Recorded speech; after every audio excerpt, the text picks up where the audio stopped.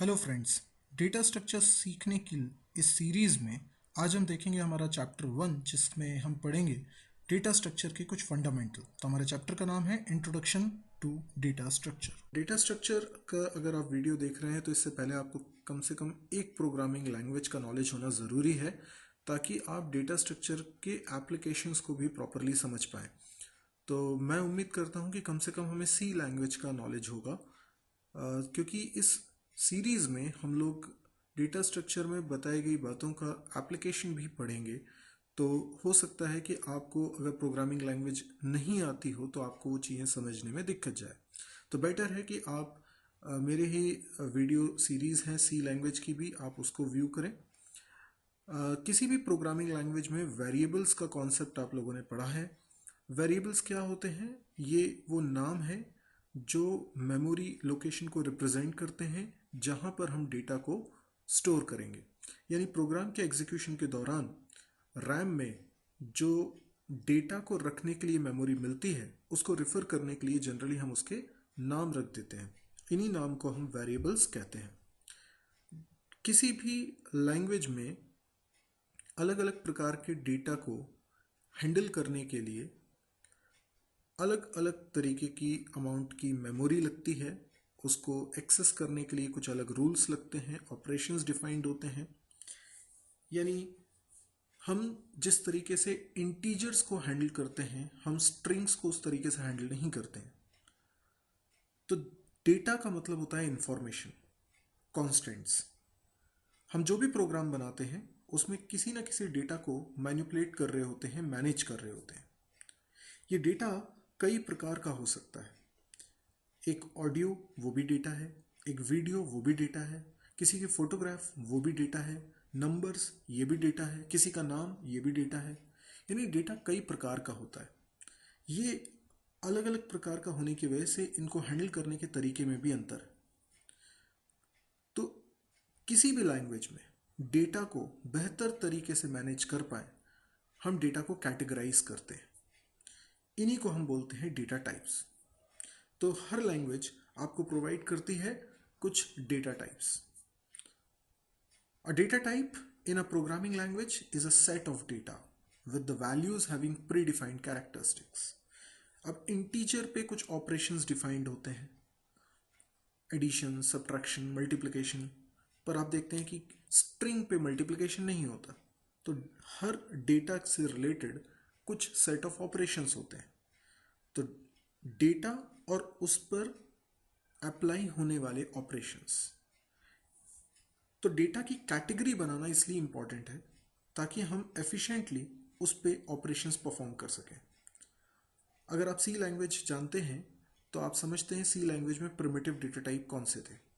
Primitive data type का मतलब होता है किसी भी लैंग्वेज में कीवर्ड्स के रूप में जो आपको फंडामेंटल डेटा टाइप्स प्रोवाइड होते हैं। जैसे सी में है इंट, कैर, फ्लोट, डबल, ये प्रिमिटिव डेटा टाइप्स हैं। कई और लैंग्वेजेस में भी इस तरह के डेटा टाइप्स होते हैं। लेकिन कई बार ऐसा होता है कि हमारी ज़रूरत इन डेटा टाइप से पूरी नहीं होती है, हमें अपने हिसाब से डेटा को कैटेगराइज करना होता है। तो हम अपने खुद के डेटा टाइप भी बनाते हैं। जैसे सी में हम स्ट्रक्चर की मदद से ये काम करते हैं, सी प्लस प्लस और जावा में हम ये काम क्लासेस की मदद से करते हैं। तो हम खुद के अपने डेटा टाइप भी बना सकते हैं। इस बात को थोड़ा गहराई से समझने की ज़रूरत है कि डेटा टाइप क्या है, क्योंकि डेटा स्ट्रक्चर का पूरा बेस यही है। जैसे मुझे कुछ एज एज की इंफॉर्मेशन रखनी है, किसी व्यक्ति की एज की इंफॉर्मेशन रखनी है। तो एज एक नंबर है। तो नंबर को स्टोर करने के लिए मुझे एक वेरिएबल बनाना होता है इंट टाइप का, ताकि मैं उसमें इंटीजर वैल्यू रख सकूं। इसी तरीके से हो सकता है कि मुझे किसी व्यक्ति के हाइट की इंफॉर्मेशन रखनी हो, तो मुझे एक फ्लोट टाइप का वेरिएबल बना लेना चाहिए या डबल टाइप का वेरिएबल बना लेना चाहिए जो फ्लोटिंग वैल्यूज़ को स्टोर कर सके। तो हम डेटा के नेचर के हिसाब से सोचते हैं कि हमें किस तरह का वेरिएबल, किस कैटेगरी के डेटा का वेरिएबल हमें बनाना होता है। लेकिन कई बार ऐसा होता है जैसे मुझे स्टूडेंट का डेटा रखना है। स्टूडेंट का डेटा रखना है मतलब मुझे उसका नाम भी रखना है, मुझे उसका रोल नंबर भी रखना है, मुझे उसकी बहुत सारी इंफॉर्मेशन रखनी है। मुझे एम्प्लॉय का डेटा रखना है, तो मुझे एम्प्लॉय आईडी, सैलरी, उसका नाम, डेजिग्नेशन, ये सारी इंफॉर्मेशन रखनी है। मुझे डेट की इंफॉर्मेशन रखनी है, मतलब मुझे डेट, मंथ, ईयर, ये पूरा इसका कॉम्बिनेशन चाहिए। या कई बार मुझे हो सकता है कि बुक की इंफॉर्मेशन रखनी है, तो बुक की इंफॉर्मेशन मतलब बुक का कुछ आईडी होगा, बुक का कुछ टाइटल होगा, उसकी प्राइस होगी, ऑथर नेम होगा, पब्लिशर नेम होगा। दैट मीन्स ये डेटा फंडामेंटल डेटा नहीं है, यानी एक सिंगल वैल्यू नहीं है, हमें इसमें सेट ऑफ इंफॉर्मेशन रखनी पड़ती है। तो हम बुक को एक डेटा मानते हैं जो एक्चुअल में कुछ डेटा का कलेक्शन है, स्टूडेंट को दूसरा डेटा मानते हैं जो कि एक्चुअल में कुछ डेटा का कलेक्शन है, एम्प्लॉय को एक डेटा मानते हैं जो एक्चुअल में कुछ डेटा का कलेक्शन है। तो सोचिए कि डेटा टाइप क्या हुआ। Data type is a set of data, यानी ये एक स्टूडेंट एक कैटेगरी है डेटा की, बुक एक कैटेगरी है डेटा की। अब देखिए, स्टूडेंट का मतलब भले ही असल ज़िंदगी में एक जीते जागते इंसान से हो, लेकिन एक प्रोग्राम के अंदर स्टूडेंट का मतलब क्या है? ये तो इन्फॉर्मेशन है, डेटा ही है ना। तो प्रोग्राम के अंदर स्टूडेंट को रिप्रेजेंट करते हैं उसकी वैल्यूज़, उसका नाम, उसका रोल नंबर, उसके एज, उसका फ़ोन नंबर वगैरह, बहुत सारी इंफॉर्मेशन।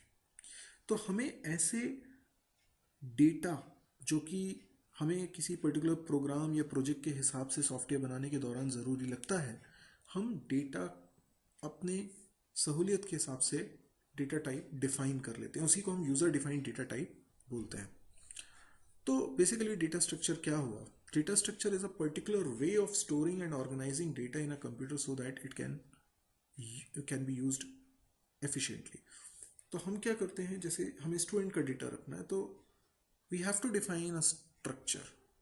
अगर सी लैंग्वेज की बात करें या सी प्लस प्लस में हम क्लास बनाते हैं तो हमें ग्रुप ऑफ वेरिएबल्स चाहिए होते हैं, तो हम एक नया डेटा टाइप बनाते हैं जो एक्चुअल में ग्रुप ऑफ वेरिएबल होता है। तो हम डेटा स्ट्रक्चर अपने हिसाब से बनाते हैं, जैसे हमें डेटा को रखना है, जिस पर्टिकुलर वे में रखना है वैसा बना लेते हैं। तो बेसिकली डेटा स्ट्रक्चर क्या हुआ? It is a kind of structure where we want to store our data. अच्छा, डेटा स्ट्रक्चर को मेजरली हमने दो कैटेगरी में क्लासीफाई किया हुआ है। कुछ डेटा स्ट्रक्चर होते हैं लीनियर डेटा स्ट्रक्चर, यानी इसमें डेटा सीक्वेंस में रखा जाता है। तो इसमें हम एरे भी देखते हैं, लिंक लिस्ट देखते हैं, स्टैक देखते हैं, क्यू देखते हैं। फिर कुछ डेटा स्ट्रक्चर होता है नॉन लीनियर डेटा स्ट्रक्चर, जैसे हम बात करें ट्री की, ग्राफ की, तो ये हमें आगे देखने होंगे। एक बड़ी ही इंपॉर्टेंट टर्मिनोलॉजी है abstract data type. Abstract data type का मतलब क्या है? जैसे मुझे स्टूडेंट से रिलेटेड डेटा को स्टोर करना है, या उससे पहले आप प्रिमिटिव टाइप को सोचें जरा। जैसे इंट टाइप का वेरिएबल आप बनाते हैं तो वो एक कैटेगरी ऑफ डेटा को स्टोर करने के लिए सक्षम होता है, यानी इंट वेरिएबल में आप इंटीजर रख सकते हैं। और आप देखते हैं जैसे आपने इंट टाइप के दो वेरिएबल बनाए एक्स और वाई, तो आप एक्स प्लस वाई लिख पाते हैं, वो प्लस होता है, एक्स मल्टीप्लाई बाय वाई लिखते हैं तो मल्टीप्लाई होता है। इसका मतलब कुछ ऑपरेटर भी हैं जो डिफाइंड है, जो इस कैटेगरी ऑफ डेटा पे अप्लाई हो सकते हैं। तो इंटीजर यानी इंट टाइप की वैल्यूज़ पर आप कुछ ऑपरेशंस परफॉर्म कर सकते हैं। तो एक तो है डेटा जो हमने इंट वेरिएबल में रखा, दूसरा है कुछ number of operations, plus, minus, multiply, divide और भी कोई सारे। ये सब मिलकर बनता है एब्स्ट्रैक्ट डेटा टाइप। अब देखिए क्या है, ये तो प्रिमिटिव टाइप थे, तो इनको मैं एब्स्ट्रैक्ट डेटा टाइप नहीं बोलूँगा, है ना, क्योंकि डेटा अलग डिफाइंड है और उसके ऑपरेशंस अलग डिफाइंड है। लेकिन हम जब बात करते हैं नॉन प्रिमिटिव डेटा टाइप की, जब हम खुद डेटा टाइप डिफाइन करते हैं स्ट्रक्चर की मदद से, उस सूरत में हम एब्स्ट्रैक्ट डेटा टाइप की टर्मिनोलॉजी यूज़ करते हैं। यानी आप सोचिए, एक एग्जांपल सोचिए, बुक, मुझे बुक की इंफॉर्मेशन रखनी है, तो मुझे बुक का ID, title, price, publisher name, author name, ये सब चाहिए होगा। तो मैं सी लैंग्वेज में क्या करूँगा, एक स्ट्रक्चर डिफाइन करूँगा, बुक नाम का स्ट्रक्चर बना लूँगा और इसके अंदर ये सारे वेरिएबल बना लूँगा। बुक आईडी जो इंट टाइप का हो सकता है, प्राइस जो फ्लोट टाइप का हो सकता है, टाइटल जो क्या टाइप का एरे हो सकता है। तो ऐसे करके मैं एक स्ट्रक्चर बना लूँगा जिसके अंदर ये तमाम वेरिएबल्स होंगे। अब सोचिए, मैंने ये स्ट्रक्चर बना लिया, मतलब मैंने एक नया डेटा टाइप बना लिया जिसको हम नॉन प्रिमिटिव डेटा टाइप बोल रहे हैं।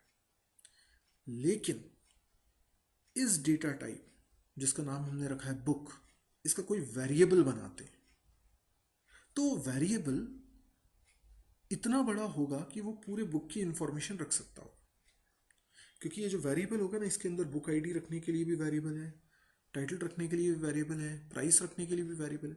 तो ये बुक एक ऐसा नॉन प्रिमिटिव डेटा टाइप बन गया है जो जिसका वेरिएबल एक्चुअल में बहुत सारी वैल्यू कंटेन कर सकता है।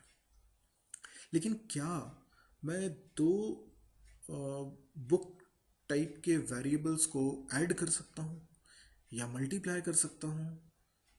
ठीक है, ऐड और मल्टीप्लाई करना तो वैसे भी यूज़फुल नहीं समझ में आ रहा है, ऐसा लग नहीं रहा कि बुक से रिलेटेड ये कोई खास ऑपरेशन है। लेकिन जैसे मैं बोलूँ कि मुझे टाइटल एडिट करना है, तो टाइटल एडिट करना एक ऐसा ऑपरेशन है, एक ऐसी एक्टिविटी है जो मुझे करनी पड़ेगी। तो अगर ये मैं फैसिलिटी चाहता हूँ तो मुझे इसके लिए एक फंक्शन बनाना पड़ेगा, एक ऑपरेशन डिफाइन करना पड़ेगा। तो जब तक मैंने स्ट्रक्चर बनाया और उसके अंदर सिर्फ वेरिएबल्स बनाए हैं, तो मैंने डेटा स्ट्रक्चर तो तैयार कर लिया है जिसमें मैं इस बुक का डेटा स्टोर कर सकता हूँ, लेकिन मैं उस डेटा पे किसी प्रकार का ऑपरेशन परफॉर्म नहीं कर सकता हूँ। इसके लिए मुझे अलग से कोडिंग करके मुझे कुछ फंक्शंस बनाने पड़ेंगे। जैसे एडिट बुक टाइटल नाम का एक फंक्शन बना लिया, या डिलीट अ बुक, या view details of the book.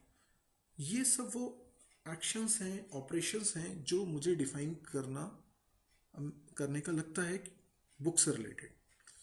तो बेसिकली किसी भी चीज़ से रिलेटेड डेटा रखना एक बात है, और उस डेटा को यूज़ करने वाले एक्शंस को डिफाइन करना यानी फंक्शंस को डिफाइन करना एक बात है। तो जो डेटा स्ट्रक्चर है और साथ में उसके सारे ऑपरेशंस हैं, इन सबको कंबाइन कर दिया जाए तो इसको बोलते हैं abstract data type. The abstract data type is a combination of data structure and their operations. Fine. Okay. तो data structure is all about creating abstract data type. यानी डेटा स्ट्रक्चर सब्जेक्ट में आप क्या पढ़ने वाले, आप एब्स्ट्रैक्ट डेटा टाइप क्रिएट करने वाले। आप जब कोडिंग करेंगे ना, तो कोडिंग में आप एब्स्ट्रैक्ट डेटा टाइप बना रहे होंगे, यानी आप एक स्ट्रक्चर बना रहे होंगे। सी की लैंग्वेज में बोलूँ तो एक स्ट्रक्चर बना रहे होंगे जिससे ये तय हो जाएगा कितनी वैल्यूज आप स्टोर कर सकते हैं, और दूसरा आप कुछ फंक्शंस बना रहे होंगे इन स्ट्रक्चर के वेरिएबल्स को यूज करने वाले।